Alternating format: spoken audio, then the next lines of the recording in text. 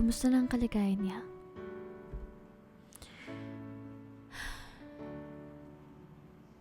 Inibining Carmelita, ikaw po ba yan?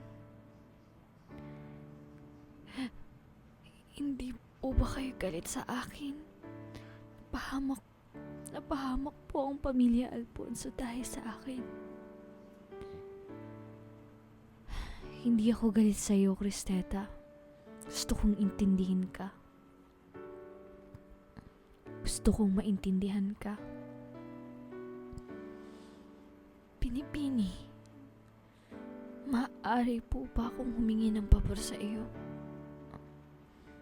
Oo naman. Ano yun?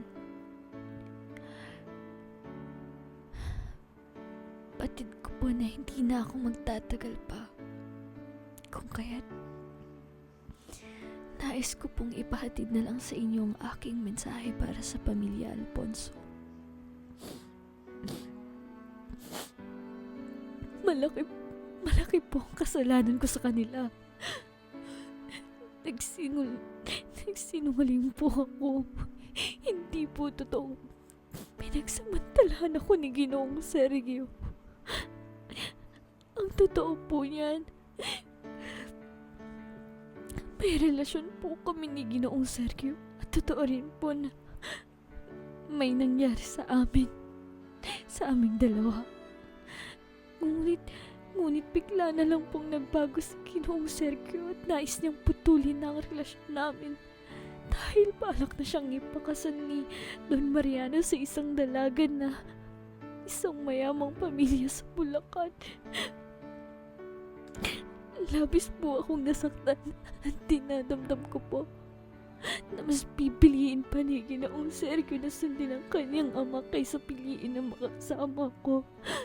Kung kaya't tumistigo po ang laban sa kanya. Si Ginoong Maximo Rosalejos po ang nagkumbinsi sa akin at ipinangako rin po niya na mabibigyan ako ng tahanan sa malayong lugar upang makapagsimula muli. Kaya lang po, mukhang nilinlang po ako ni Ginoong Maximo dahil hindi niya po tinupad ang kanyang pangako na bibigyan ako ng matitirahan sa malayong lugar. Napag-alaman ko rin po na pinapatay nila si Mang Pipoy matapos itong tumistigo laban kay Don Mariano sa hukuman sa Maynila. Naramdaman ko pong papatayin na rin nila ako. Kaya inunahan ko na po sila. Mas gugustuhin ko pong ako ang papatay sa sarili ko. Bakit naman nila ipapapatay si Mang Pipoy? Ang totoo po yan, hindi po talaga kaanib sa rebelding grupo si Mang Pipoy. Ang asawa niyo po ang totoong kasapi ng rebelding grupo ni Katapang. Mas pinili po niya na bumalik ng San Alfonso. Pero nang mahirapan po ito na mabuhay bilang taga-ani, sumama po siya sa grupo nila Katapang na nagtatago sa kabundukan. Pero bakit naman titistigo si Mang Pipoy laban kay Don Mariano? Hindi naman kasapi ng rebelding grupo si Don Mariano. At sa tingin ko, wala naman siyang ginagawang masama kay Pipoy. Tama po kayo, Binibini. Hindi po talaga kasapi ng rebelde si Don Mariano.